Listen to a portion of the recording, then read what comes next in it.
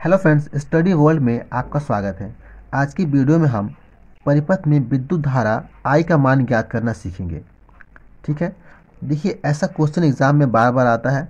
जैसे कि जो क्वेश्चन है ये 2015 में, 17 में और 18 में ये आ चुका है। ठीक है, तो ये क्वेश्चन इंपॉर्टेंट है, तो इसको आप ध्यान से देखिएगा।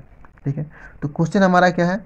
क्वेश्चन है निम्न परिपथ में प्रवाहित विद्युत धारा I का मान ज्ञात कीजिए। ठीक है, तो ये हमारा परिपथ है। ठीक है, इसमें यहाँ पे एक 10 वोल्ट का बैटरी लगा हुआ है और यहाँ पे दो प्रतिरोध है जो समांतर क्रम में जुड़े हुए हैं। ठीक है, और इनके साथ में यहाँ पे 2 ओम का एक प्रतिरोध है जो श्रेणी क्रम में जुड़ा है। ठीक है, तो इसमें हमको धारा I का मान ज्ञात करना है।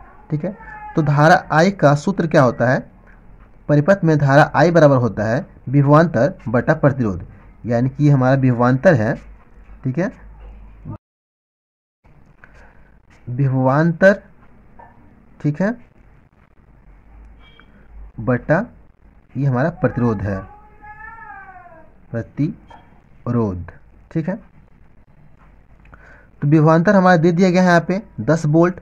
हमको प्रतिरोध ज्ञात करना है, यानी कि हमको तुल्य प्रतिरोध ज्ञात करना है। ठीक है, तब इन सब का हम मान रख के यहाँ पे हम धारा I का मान ज्ञात करेंगे। ठीक है, तो चलिए सबसे पहले हम क्या करेंगे?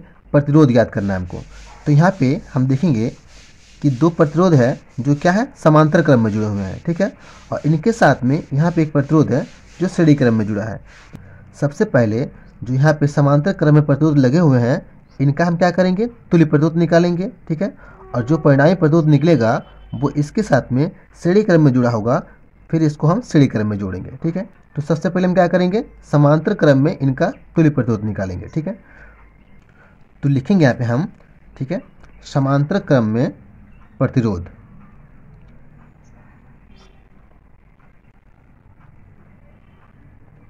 समांतर क्रम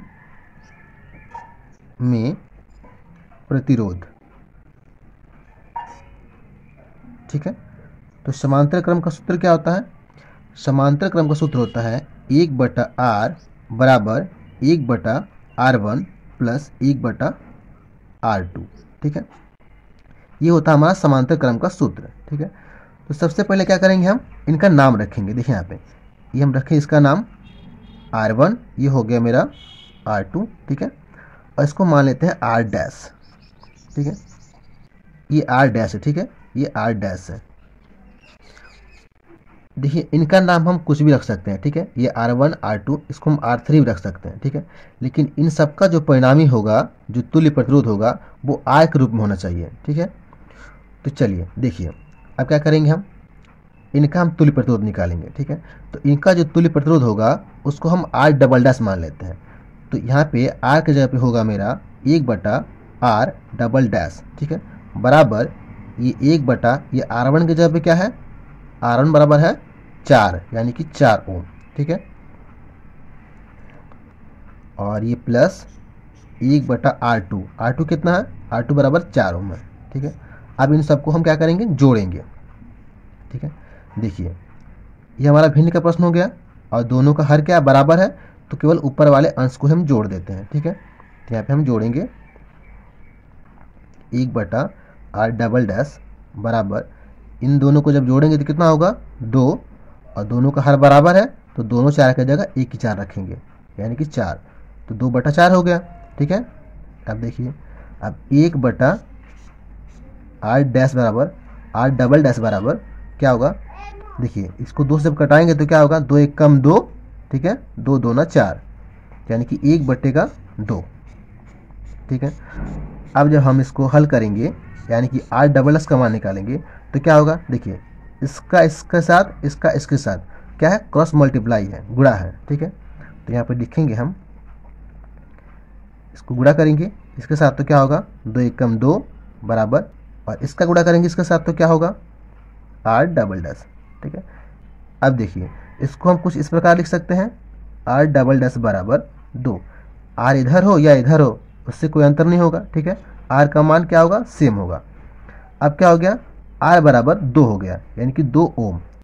तो ये हमारा R डबल डैश का मान निकल गया। ठीक है, R डबल डैश बराबर कितना है? 2 ओम। ठीक है, अब देखिए इन दोनों का तुल्य प्रतिरोध कितना निकल गया?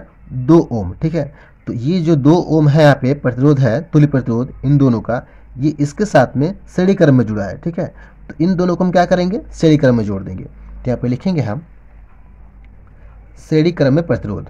ठीक है, श्रेणी क्रम में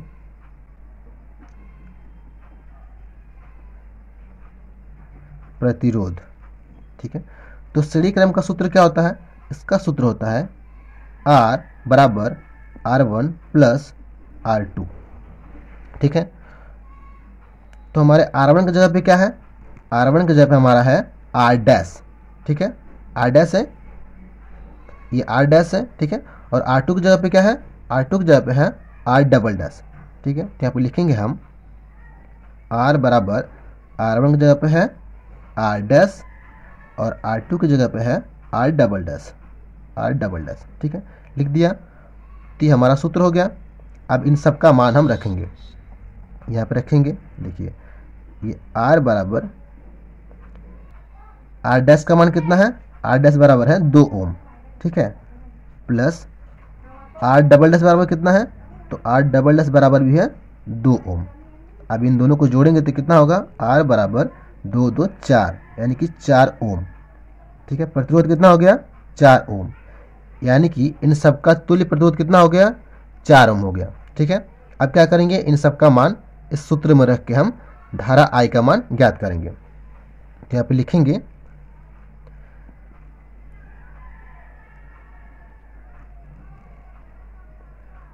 परिपथ में धारा I बराबर विभवांतर बटा प्रतिरोध। तो विभवांतर कितना है, 10 वोल्ट है। ठीक है, और बटा प्रतिरोध कितना है, तुल्य प्रतिरोध 4 ओम है, तो 4 ओम। अब इनको हल करेंगे तो कितना होगा, 4 दूना के 8। ठीक है, इसके बाद से कितना बचेगा, 2 बचेगा और पॉइंट बढ़ाए तो 20 हो जाएगा, यानी कि 4 5 20, यानी कि 2.5 एम्पियर होगा। ठीक है, एम्पियर, ये क्या धारा का मात्रक है, एम्पियर। इसको लिखेंगे हम एम्पियर। ठीक है, टी हमारा आंसर हो गया, यानी धारा का मान कितना हो गया, धारा I बराबर हो गया 2.5 एम्पियर। ठीक है, तो इस वीडियो में इतना ही फ्रेंड। अगर वीडियो आपको अच्छी लगी हो तो वीडियो को लाइक करें और चैनल को सब्सक्राइब करें। Thank you friends.